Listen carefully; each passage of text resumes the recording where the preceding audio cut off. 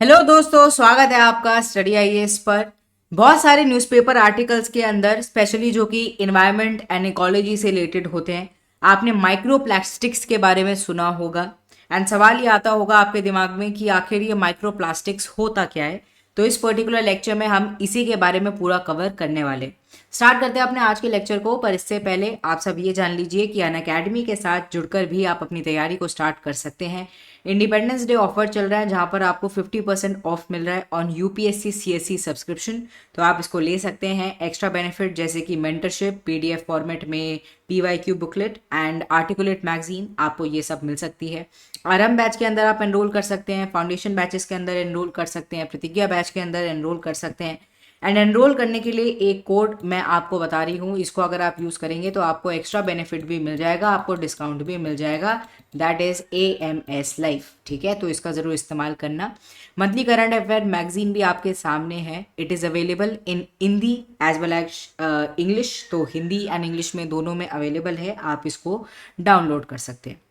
चलिए, अब देखिए micro plastic pollution, micro plastic found in drinking water, ऐसे बहुत सारे आर्टिकल्स आपने देखे होंगे। तो ये माइक्रो प्लास्टिक्स है क्या? देखो, बहुत छोटे tiny bits of various types of plastics जो कि इन्वायरमेंट के अंदर पाए जाते हैं, उनको हम माइक्रो प्लास्टिक्स कहते हैं। एंड ये रिजल्ट होते हैं by the fragmentation and degradation of larger plastic item. तो बहुत बड़ी जो प्लास्टिक आइटम्स होती हैं जिनको हम बिना सोचे समझे ऐसे ही कहीं भी फेंक देते हैं, विद टाइम क्या होता है, उसका डेग्रेडेशन होता है। बट क्योंकि वो कंप्लीटली डिग्रेड नहीं हो पाती, उसके छोटे छोटे जो पार्टिकल्स हैं वो रह जाते हैं। As well as direct release की वजह से भी टाइनी प्लास्टिक पार्टिकल्स फॉर्म हो सकते हैं। तो often intentionally added to the consumer product like cosmetics and cleaning agents. अब देखो, बहुत सब लोगों को पता भी नहीं कि जो कॉस्मेटिक वो इस्तेमाल कर रहे हैं उनके अंदर माइक्रोप्लास्टिक्स हैं, या फिर क्लीनिंग एजेंट्स के अंदर माइक्रोप्लास्टिक का इस्तेमाल किया गया है। As a consumer because we are unaware, हम इनका इस्तेमाल करते हैं ना, हमें नहीं पता कि हम भी कहीं ना कहीं माइक्रोप्लास्टिक पोल्यूशन के अंदर कंट्रीब्यूट कर रहे हैं। तो ये जो एक साइकिल है, जो कि एक नेगेटिव साइकिल है, हमें आती हुई नज़र आ रही है या फिर चलती हुई नज़र आ रही है। The name is use to differentiate them from the macro plastic, जो कि बड़ी होती हैं, जैसे कि बड़ी बड़ी बॉटल हो गए, बैग हो गए, ये ना मैक्रो प्लास्टिक में आते हैं, बड़ी बड़ी प्लास्टिक्स हैं। और जो बहुत छोटे पार्टिकल्स हो जाते हैं प्लास्टिक्स के, उनको हम कहते हैं माइक्रो प्लास्टिक। अब there is no universal agreement कि कितना साइज़ होना चाहिए, क्या नहीं होना चाहिए। बट हाँ, ये है कि विद साइज़ देखकर ही आपको पता चल जाता है कि हाँ, ये माइक्रोप्लास्टिक की कैटेगरी के अंदर आएगा। जैसे यूरोपियन केमिकल एजेंसी ने डिफाइन किया है कि it is less than 5 mm in length. ठीक है, बट ऐसा कुछ नहीं है कि रिकॉग्नाइज पूरा ही किया गया है कि हाँ इतना ही होना चाहिए साइज। अब माइक्रोप्लास्टिक्स भी जो है उनको हम दो कैटेगरी के अंदर समझ सकते हैं।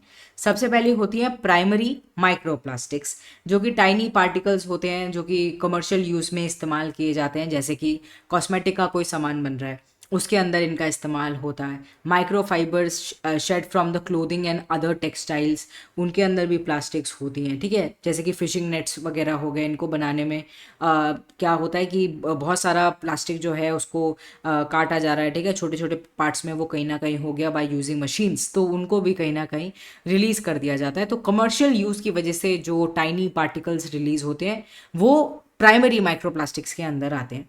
They enter the environment directly through various channel, जैसे कि प्रोडक्ट यूज़ की वजह से ये कहीं ना कहीं हमें इन्वायरमेंट में होते हुए नज़र आ सकते हैं। फिर unintentional loss from the spills during the manufacturing या फिर ट्रांसपोर्ट, या फिर अब्रेशन ड्यूरिंग द वॉशिंग। ठीक है, तो हो सकता है इंटेंशनली, हो सकता है अनइंटेंशनली। जो माइक्रोप्लास्टिक्स हैं, प्राइमरी माइक्रोप्लास्टिक्स हैं, which are use for commercial purposes, वो इन्वायरमेंट के अंदर रिलीज हो रही हो, इसको कहा जाता है प्राइमरी माइक्रोप्लास्टिक। दूसरी होती है सेकेंडरी माइक्रोप्लास्टिक। ये वो पार्टिकल्स होते हैं that result from the break down of the larger plastic item. जैसे कि हमने बात करी ना, एक वाटर बॉटल है, विद टाइम क्या होता है, वो उसका डेग्रेडेशन होगा, छोटी छोटी प्लास्टिक्स में वो कहीं ना कहीं हमें कटता हुआ नजर आएगा। एंड वो जो पार्टिकल्स होते हैं दे विल फर्दर इन्वायरमेंट के अंदर कहीं ना कहीं घूमते रहेंगे, इनको कहा जाता है secondary microplastics. They typically happen when जो लार्जर पार्टिकल्स हैं, जैसे कि हमने बताया वेदरिंग हो रही हो, या फिर टफ एक्सपोजर, कहीं ना कहीं उन्होंने देखा हो वेव एक्शन का, वेव एब्रेशन का, अल्ट्रा वायलेट रेडिएशन का। मतलब विद सन भी हमें देखने को मिलता है कि विद टाइम जो प्लास्टिक्स है उनकी जो वैल्यू है, जो उनका क्वालिटी है, वो डिग्रेड हो जाता है।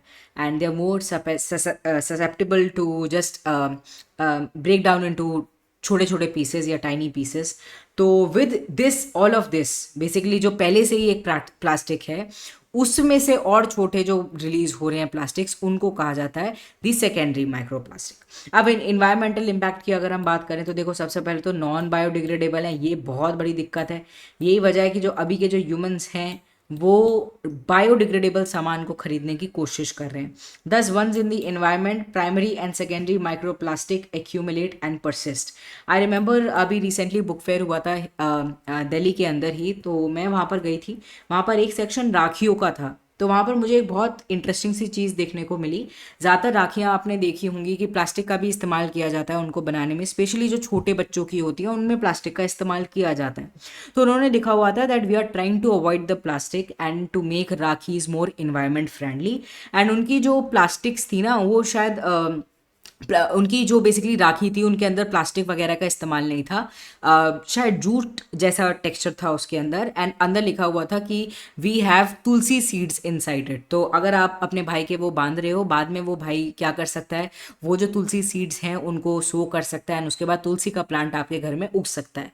तो लोग विद टाइम चेंज हो रहे हैं जैसे जैसे उन्हें पता चल रहा है कि plastic is not good for us and plastic हमें ही कहीं ना कहीं गड्ढे में लेकर जा रहा है। Thus once in the environment primary and secondary micro plastic क्या करते हैं, एक्यूमुलेट हो जाते हैं, परसिस्ट रहते हैं एंड हो सकता है कि फूड चेन के थ्रू भी कहीं ना कहीं वो हम तक पहुंच जाए।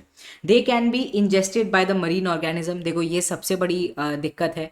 हम तो चलो दिक्कत क्रिएट कर ही रहे हैं, बट उन जानवरों का क्या, स्पेशली मरीन जानवर जो कि पानी के अंदर है, उनकी क्या गलती है? उनको भी ये प्लास्टिक इंजेस्ट करनी पड़ रही है, उनको हार्म हो रहा है, उनकी एक्वेटिक लाइफ डिस्टर्ब हो रही है, उनका हैबिटेट लॉस हो रहा है, बायो एक्यूमुलेशन की वजह से फूड चेन के अंदर हमें ये देखने को मिल रहा है। तो ओवरऑल हमारे ही कारण, एंथ्रोपोजेनिक रीजंस के कारण प्लास्टिक का यूजेज बढ़ा है एंड उसी की वजह से हमें तो नुकसान हो ही रहा है और सब एनिमल्स को, प्लांट्स को भी नुकसान हो रहा है। They can also carry toxic chemicals and pollutants posing additional risk organisms को, इकोसिस्टम को। तो ओवरऑल अगर हम माइक्रो प्लास्टिक्स को देखें ये सिर्फ हार्म ही कर रही हैं, हमें कोई भी बेनिफिट नहीं कर रही। एंड देखो एक और चीज़ है, अब अगर हम आज की बात करें, बहुत ज़्यादा कल्चर चल गया है बहुत महंगे महंगे कॉस्मेटिक्स को यूज़ करने का, बट वो जो कॉस्मेटिक्स हम यूज़ कर रहे हैं उनकी वजह से माइक्रो प्लास्टिक्स हमें एक्यूमुलेट होती हुई नज़र आ रही है इन्वायरमेंट में। ऐसे ही आपने देखा होगा आजकल लोग क्या कर रहे हैं, they are trying to use the sheet mask. And ये जो शीट मास्क होती हैं ज़्यादातर इनमें प्लास्टिक्स का इस्तेमाल किया जाता है, इसलिए बार बार कहा जा रहा है कि नहीं शीट मास्क का आप इस्तेमाल ना करें। इससे ज़्यादा सही तो ये होगा कि आप जो दूसरे वाले मास्क आते हैं जिनको आप मैनुअली कहीं ना कहीं अपने फेस पर अप्लाई करते हो उसके बाद वॉश कर लेते हो, वो ज़्यादा बेटर है as compared to the sheet mask. क्योंकि एक बार आपने शीट मास्क का इस्तेमाल किया उसके बाद, क्योंकि वो प्लास्टिक ही है, it will go in waste and उसके बाद हमें वो माइक्रो प्लास्टिक में हो सकता है विद टाइम हमें डिग्रेडेट होके दिखता हुआ नजर आए, तो हमारे लिए ही कम से एक तरीके से नेगेटिव ये जाएगा। तो इसीलिए क्या कर रहे हैं कॉस्मेटिक कंपनीज भी बहुत सारी हमने देखी हैं, they are trying to be more sustainable, they are trying to avoid the plastics. Though हाँ थोड़ा सा हमें अपर प्राइस में वो जाते हुए नज़र आ जाते हैं प्रोडक्ट्स जो कि प्लास्टिक्स को अवॉइड कर रहे हो या फिर ज़्यादा इको फ्रेंडली प्रैक्टिसेस को अपना रहे हो, बट एटलीस्ट एक हमें हेल्दियर ऑल्टरनेटिव मिल जाता है, ये हमारे लिए बेनिफिशियल रहेगा। आई होप आपको वीडियो इन्फॉर्मेटिव लगी हो। अगर इन्फॉर्मेटिव लगे तो नीचे लाइक का बटन जल्दी से दबा देना, also share it with your friends. Bye bye, take care.